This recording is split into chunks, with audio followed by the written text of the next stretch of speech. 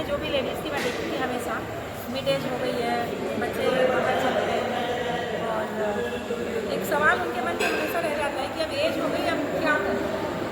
वो एक जो अब हमेशा मेरे दिमाग में घूमता रहता था कि इसका जवाब मुझे देना है कि कैसे उनको मैं इंस्पायर करूं ताकि वो लोग अपने आगे और भी जो सपने उन्होंने पहले देखे थे उन लक्ष्यों तक पहुंच सकें। किताब लिखने का ऐसे माने मुख्य उद्देश्य क्या रहा है, और लोगों को जो है इस किताब के माध्यम से क्या समझाने का प्रयास कर रही है?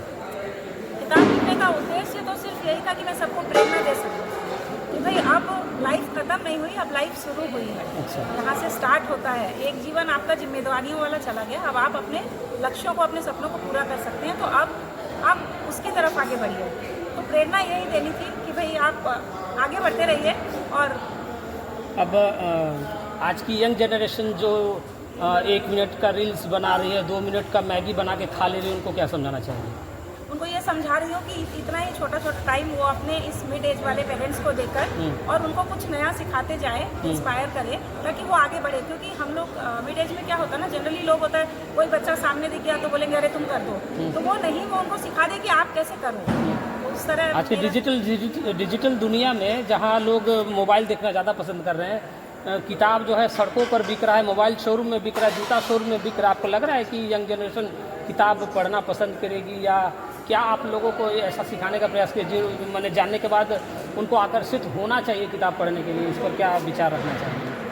जब भी बच्चे बड़े होते हैं ना तो उनको भी हमेशा ये रहता है कि मेरे पेरेंट्स, मेरी मम्मी अपग्रेड हो जाए, उनको ये जरूर रहता है कि वो अपग्रेड हो जाए और वो अपने फ्रेंड से उनको मिलाने में शर्मिंदगी महसूस ना करें, ताकि वो हर एक फील्ड की हर एक चीज़ की नॉलेज रखे। तो इसीलिए ये बच्चों को अट्रैक्ट करेगी कि कम से कम हमारी मम्मी को एक उद्देश्य मिलेगा इससे, तो वो पढ़ के मैं देखूँ कि मैं क्या करवा सकती हूँ या करवा सकती हूँ। साहित्य के क्षेत्र में कैसे आएंगे? मैं क्लास 9 में जब पढ़ती थी ना, जब मैं छोटी थी तो मैं जब न्यूज़ रीडर्स को देखती थी तो मुझे लगता था कि मेरे को यहाँ जाना है और ये काम मेरे लिए बहुत ईजी है, क्योंकि मैं हिंदी मीडियम से पढ़ी थी। तो मुझे लगता था कि हाँ ये मैं कर सकती हूँ, पर उस समय हमारे ज़माने में हमको पता नहीं चलता था कैसे जाना है। और फिर मैं कुछ लिखती थी, कोई भी मौका आता था, अगर कुछ स्क्रिप्ट लिखनी होती थी तो मैं लिखती थी उसको, और लिखने के बाद मैं उसको एंकर करती थी। तो मेरे को बचपन से एंकरिंग का मौका मिला, और जब मैं मेरा लिखा हुआ बोलती थी तो मुझे बहुत अच्छा लगता था, एक अचीवमेंट लगता था। कई सारे प्राइज़ मुझे शादी के पहले ही मिले थे। शादी के बाद यहाँ पे भी ऐसा मौका मिला कि मेरे ससुर जी यहाँ आते ही एक मौका ऐसा मिला था, तो वो मैं लिखती थी, फिर वो उसको करेक्ट करते थे कि ये इसको ऐसे नहीं ऐसे बोलो, और फिर वो देखने आते थे। तो मेरा इंस्पिरेशन बढ़ता ही गया और मैं हमेशा हर एक प्रोग्राम को एंकर करती थी। ससुराल का भरपूर सहयोग मिला इस किताब को लिखने में? बिना परिवार के सहयोग के आप ये अचीवमेंट नहीं कर सकते, तो परिवार का सहयोग तो भरपूर मिला, हर क्षेत्र में मिला।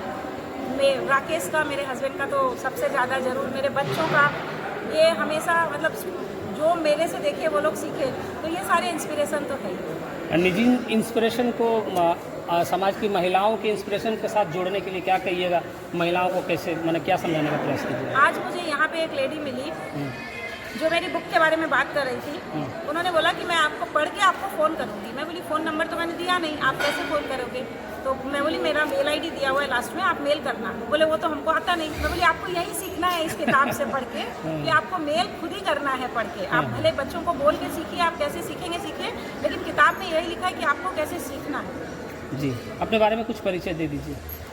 मैं राधा सारदा भट्टर, मालदा में पली बढ़ी, जन्मी वहीं, ससुराल आई शादी होके, 3 बच्चों की माँ, 3 बेटियों की, बहुत ही प्यारी बेटियाँ हैं, तीनों ही वेल सेटल्ड है। और अब मैं अपने सपनों को जी रही हूँ। मैंने अपने पति का सहयोग बिजनेस में किया, अकाउंट्स वगैरह संभाला। किताब लिखने का विचार कैसे आया? सब हमेशा ही मैं अपने बहन को, भाभीयों को, आसपास के लेडीज़ को जब देखती थी ना कि अब क्या करेंगे, कुछ नहीं है यार, अब तो बच्चे भी चले गए, अब तो दिन भर खाली बैठे हैं, करने को कुछ नहीं, और कुछ भी बोलो तो उनको ऐसे लगता है कि क्या करें, मतलब करने के लिए कुछ नहीं है, समझ नहीं आ रहा है कि क्या करें, और फिर लगेगा कि अरे आगे बढ़ेंगे और नहीं किया तो लोग हंसेंगे। तो मेरे को लगा कि मैं इन लोगों की समस्या को ही लेके आती हूँ, और ताकि ये पढ़ के कुछ कर सके। राधा जी, ये पहली पुस्तक है आपकी? हाँ जी। मालदा की बेटी, दुर्गापुर की बहू। जी। मारवाड़ी समाज को इस पर गर्व है, और मैंने जो सर्च किया, साउथ बंगाल में इकलौती आप मारवाड़ी लेखिका साबित हुई हैं। इस पर आप लोगों को क्या संदेश देंगे? मैं यही संदेश दूंगी कि अगर आपके सपने बड़े हैं बहुत बड़े भी हैं, तो भी आप डरे नहीं, और अगर आप कदम अगर छोटे छोटे भी बढ़ाएंगे तो आप इस सपने को पूरा कर सकते हैं, जैसे मैंने ये किया। और अगर कोई डराने का प्रयास करे तो क्या करना चाहिए? तो उससे पीछा छुड़ा लेना। पीछा छुड़ा लेना चाहिए। चलिए, आपको बहुत बहुत शुभकामनाएं, सुपर डुपर हिट हो। सभी को धन्यवाद, सभी को धन्यवाद।